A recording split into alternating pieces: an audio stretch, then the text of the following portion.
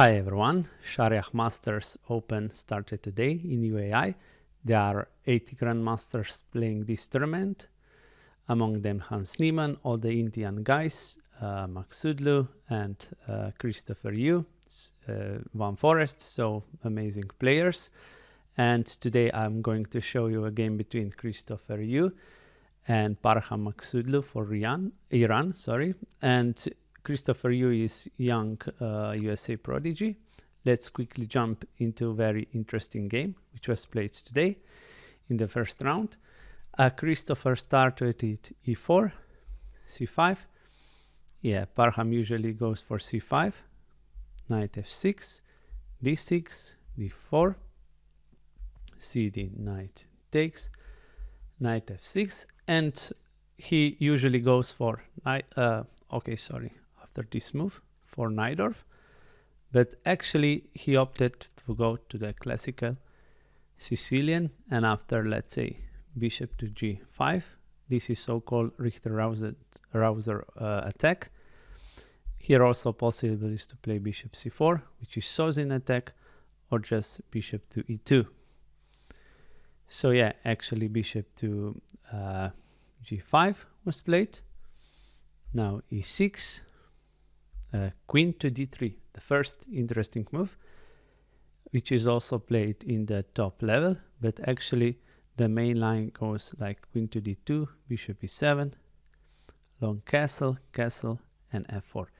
This was the game Carlsen Radiabo from 2021, but also queen to d3 is playable, and actually in his post-match interview, Parham was speaking that he expected Christopher to play this line because he second prepare a game. I mean, he second prepare this variation because he was following him Christopher game between Oparin, and I will show you where the game differs.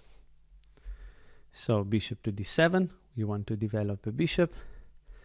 Knight jumps here to b5 so that we attack this pawn on d6. Knight b4, we now attack this queen. Queen d1, queen b8, we have to protect this pawn on d6.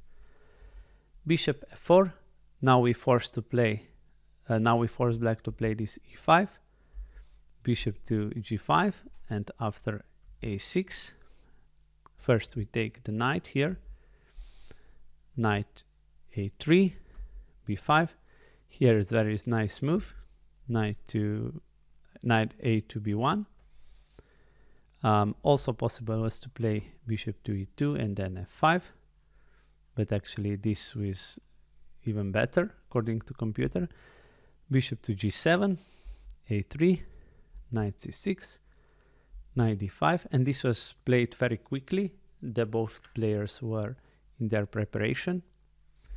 f5, knight b to c3, castle.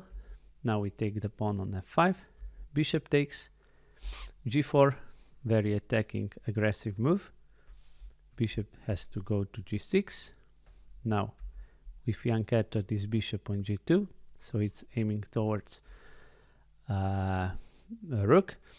And yes, in the game I mentioned Christopher Yoo and Grigori Oparin even this year was played.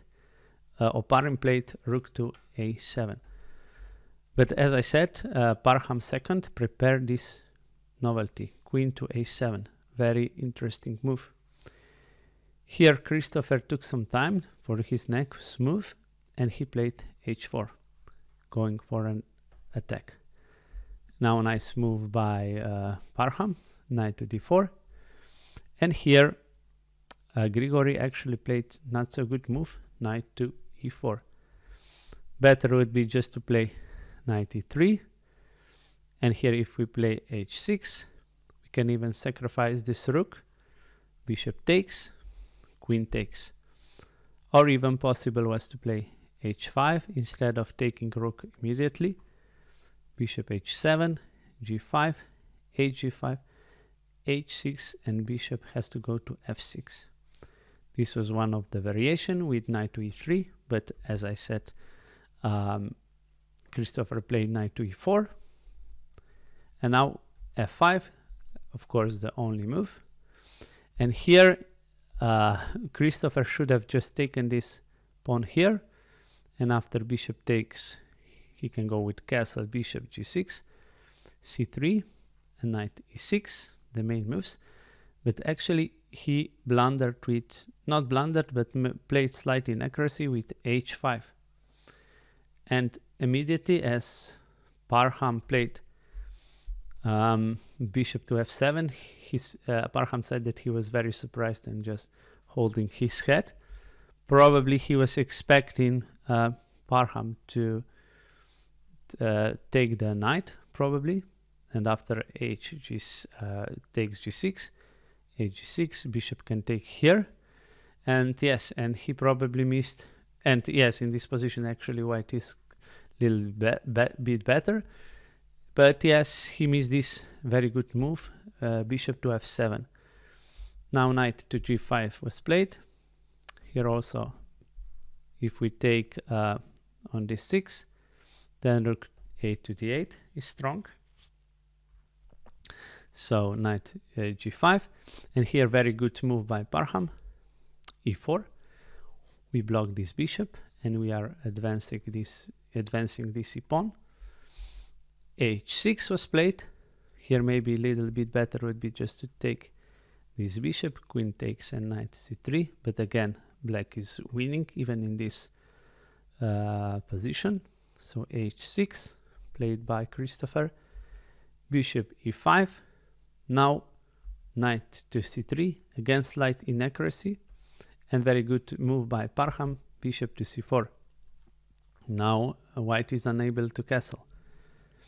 Knight h3, so yes, whenever knight has to go back, that means that white is probably in big trouble. And rook a to e8 was played, and white took the pawn on f5. Here there's very beautiful line Parham pointed out, that if white would play queen to d2, now e3 is very strong. Pawn takes e3. Now again very amazing move, knight check. Okay, what happens if queen takes? Then we have queen to e3. So notice that queen before was guarding e3 pawn, but now we can capture it with check. And after king to d1, we can take the knight here. And here we have two options. If queen takes, then bishop to b3 is winning the queen, because otherwise it would be a checkmate, so queen has to take it. But if in this position,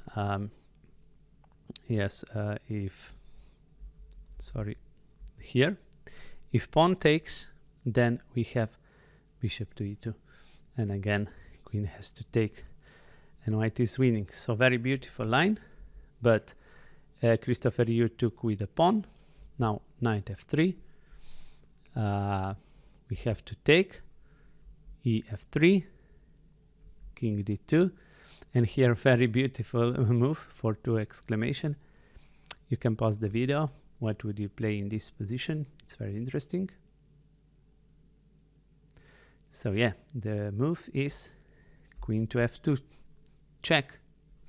Amazing move by Parham. What happens if knight takes the queen? Of course, bishop to f4 is a checkmate.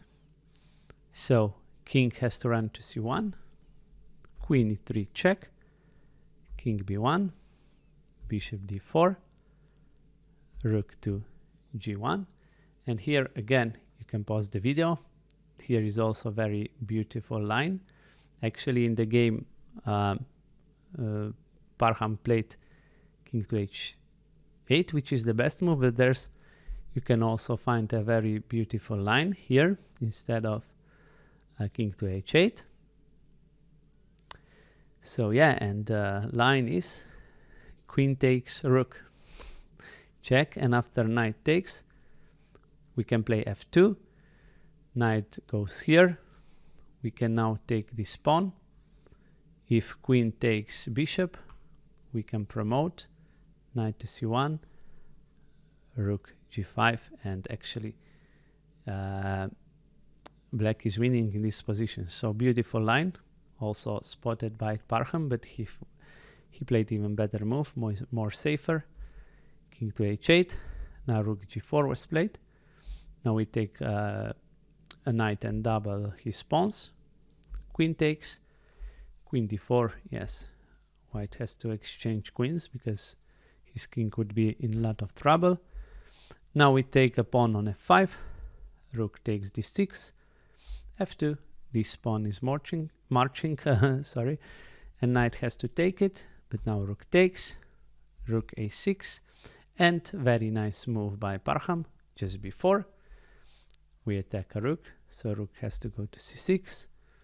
Okay, Parham doesn't mind that bishop is under attack. He plays b3. Again, beautiful move. Okay, I will take the bishop, says white rook. And now we take on c2 with check. Okay, what's the problem? You know, white is thinking. So I will just grab this pawn, but now rook to b8 is played. If we go here, then we will pick this rook. So white goes to c1, but now rook to f1. After this move, Christopher resigned. But what would happen? King to d2, and we will pick this rook on a1. So yeah, very interesting game by Parham, 2700 plus player, amazing player, of course. In one of his interviews, I also once heard that he's training like 20 hours per day or something like that. So yeah, no wonder why he's so good. So guys, yes, thanks for watching this video as always. Please like, share and subscribe, and I'll see you soon in the next video. Bye.